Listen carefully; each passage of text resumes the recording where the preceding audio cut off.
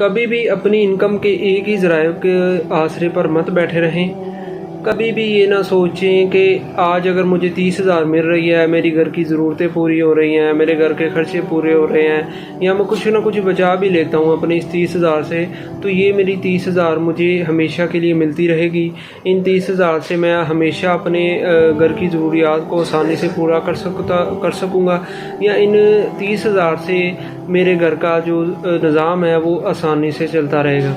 Sir, हालात वक्त के साथ साथ बदलते रहते हैं। अगर आप अपने आप को वक्त के साथ नहीं बदलेंगे तो आपको बेशुमार मुश्किलात का सामना करना पड़ेगा। याद रखें कि कारोबारी शख्स जो होता है ना, वो अपनी इनकम के ज़राए में इजाफा करता है, उनमें कमी कभी नहीं करता। वो कभी भी अपनी इनकम को महदूद नहीं करता।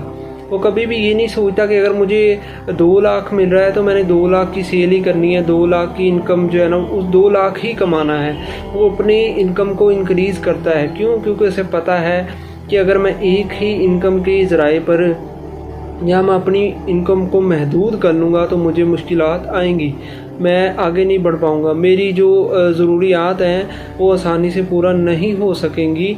इसीलिए एक जो गरीब होता है वो एक ही ज़राए के आसरे पर बैठा रहता है, वो जितना कमाता है उसी में गुजारा करता है। सर, जब आप गुजारा करते रहेंगे तो फिर आपको कुछ अलग करने का या कुछ नया करने का कभी मौका नहीं मिलेगा, या आप कुछ नया करने के बारे में कभी सोचेंगे भी नहीं। सर, आपको गुजारा करना छोड़ना होगा, क्योंकि जो लोग गुजारा करते रहते हैं ना वो नहीं सोचते ना सोच पाते हैं। क्योंकि जब बंदा सोच लेता है कि यार मैंने इतने में गुजारा करना है, तो फिर वो कुछ और क्यों करेगा, कुछ और क्यों करने के बारे में सोचेगा।